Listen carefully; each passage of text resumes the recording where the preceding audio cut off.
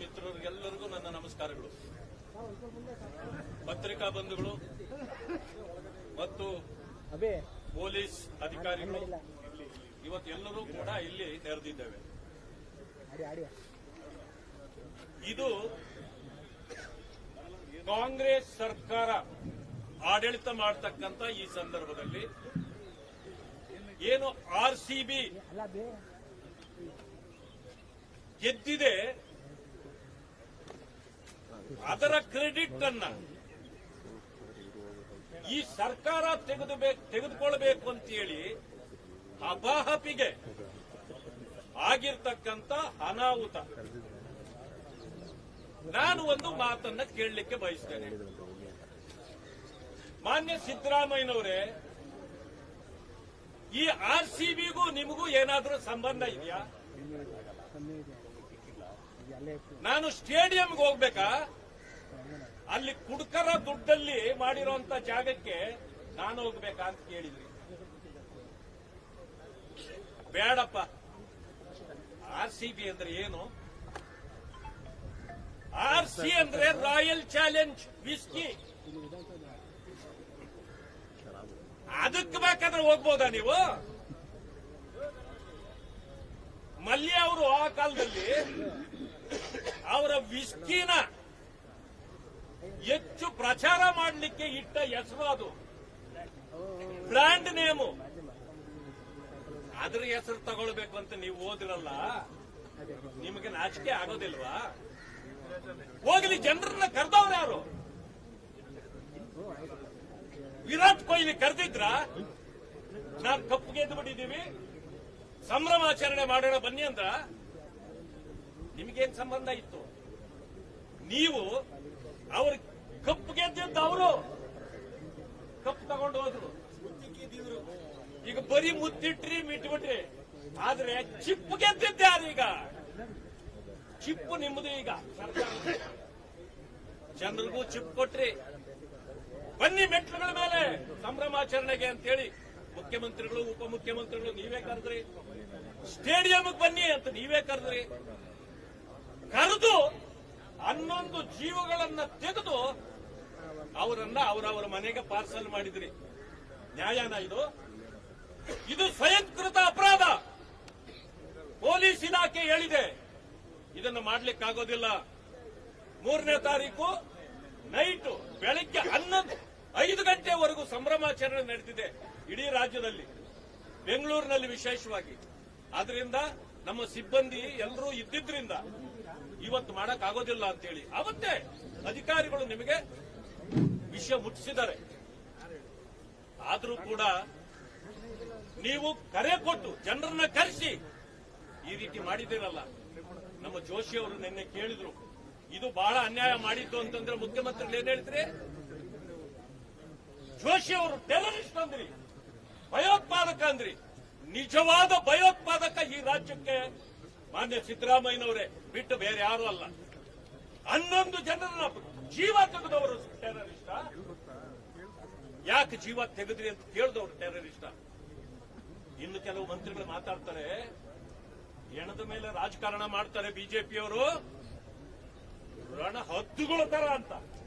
ಆದ್ರೆ ನೀವು ಸೀಳು ನಾಯಿಗಳ ತರ 11 ಜನರ ಜೀವ ತೆಗೆದು ನಾಯಿಗಳು ಕಾಂಗ್ರೆಸ್ನವರು.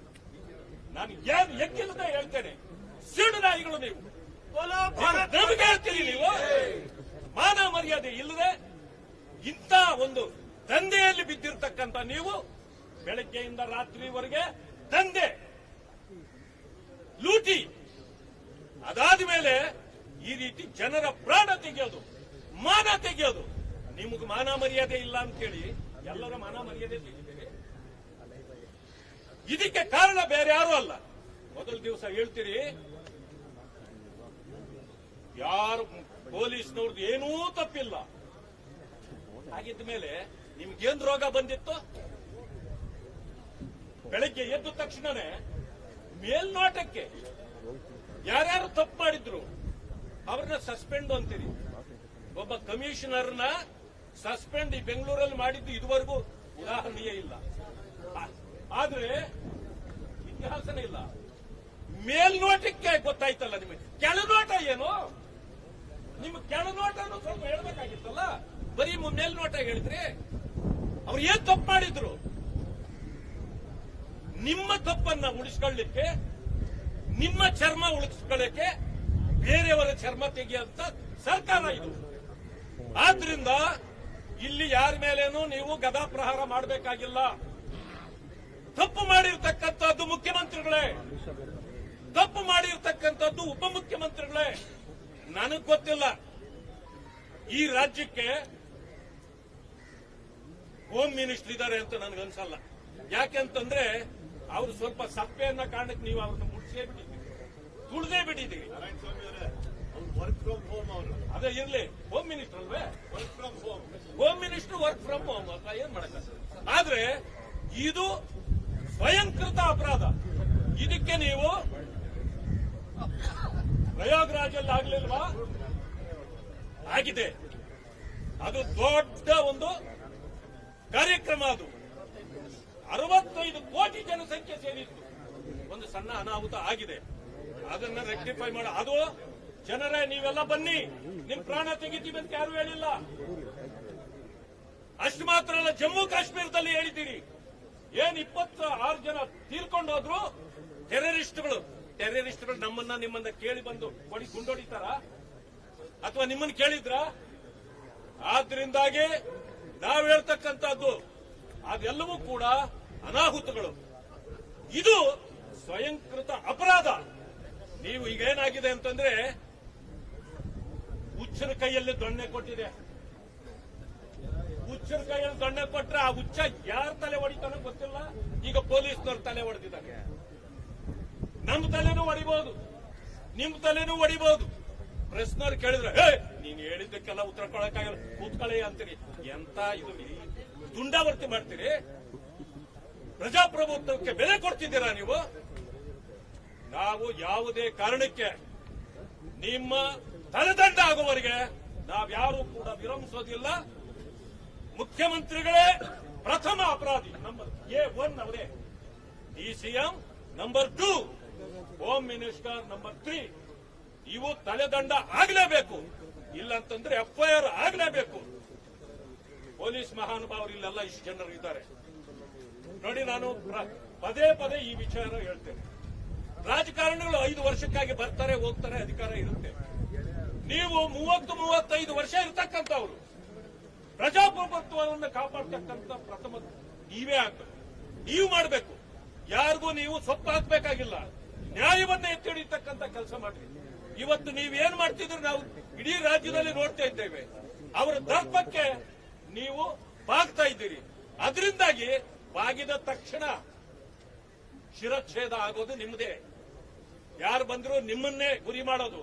ಈ ಸರ್ಕಾರ ಏನು ಮಾಡ್ತಾ ಇದೆ ಅಂತ ಈಗ ನೀವೇ ಅನುಭವಿಸಿದ್ದೀರಿ. ಮುಂದೆ ಈಗ ಆಗಬಾರ್ದು ಅಂತಂದ್ರೆ ನೀವು ಒಳ್ಳೆ ರೀತಿಯಲ್ಲಿ ನಡ್ಕೊಳ್ಳಿ, ನ್ಯಾಯಬದ್ಧವಾಗಿ ನಡ್ಕೊಳ್ಳಿ, ಜನರ ಪರವಾಗಿ ನಿಲ್ಲಿ. ಆಗ ನಿಮಗೂ ಸೇಫು, ನಾವು ಸೇಫು. ಆದ್ರಿಂದ ಮುಖ್ಯಮಂತ್ರಿಗಳು, ಉಪಮುಖ್ಯಮಂತ್ರಿಗಳು ರಾಜೀನಾಮೆ ಕೊಡೋವರೆಗೆ ಅವ್ರ ಮೇಲೆ FIR ನಾನು ರಿಕ್ವೆಸ್ಟ್ ಮಾಡ್ತೇನೆ. ಪೊಲೀಸ್ ಡಿಪಾರ್ಟ್ಮೆಂಟ್ ಅಲ್ಲಿ ಅವರ ಮೇಲೆ FIR ಆಗಲೇಬೇಕು. ಇಲ್ಲಾಂತಂದ್ರೆ ನಾವು ಯಾವ ಹಂತಕ್ಕೂ ಕೂಡ ನಮ್ಮ ಹೋರಾಟವನ್ನು ತೆಗೆದುಕೊಂಡು ಹೋಗ್ತೇವೆ. ಹೆಚ್ಚಿನ ವಿಡಿಯೋಗಳಿಗೆ ಪ್ರತಿಧ್ವನಿ ಯೂಟ್ಯೂಬ್ ಚಾನೆಲ್ ಸಬ್ಸ್ಕ್ರೈಬ್ ಮಾಡಿ, ಬೆಲ್ ಐಕಾನ್ ಕ್ಲಿಕ್ ಮಾಡಿ.